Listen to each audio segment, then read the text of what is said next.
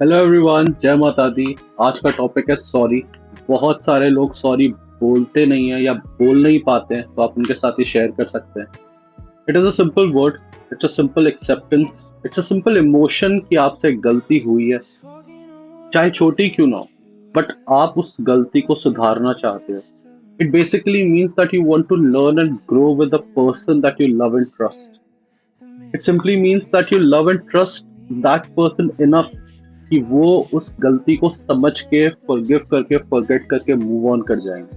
And इससे आप कोई छोटे नहीं होते, आप कोई डिमीन नहीं होते इस चीज से। रादर शोज कि आप उस इंसान के लिए अपना एंगर, अपना सेल्फ रिस्पेक्ट, अपना ईगो साइड रख के आप वो कर सकते हो।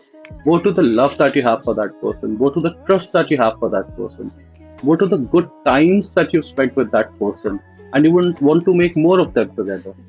Go to the times जब आप अकेले थे, आप डायरेक्शनलेस थे, आप रो रहे थे, and this person was there to show you the light, to show you the path, and show them that you trust and love them equally, right? And once you do that, आप अपने आप को उनके हाथों में रखते हो। और and when that happens, when you put yourself in their hands, they will never let you go.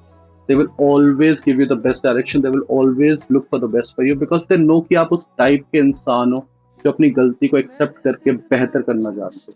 And that is the exact reason Asian countries में, बहुत सारी एशियन कंट्रीज में, including India, Japan, Korea, bowing is the ultimate form of respect and apology. So, I'm sorry.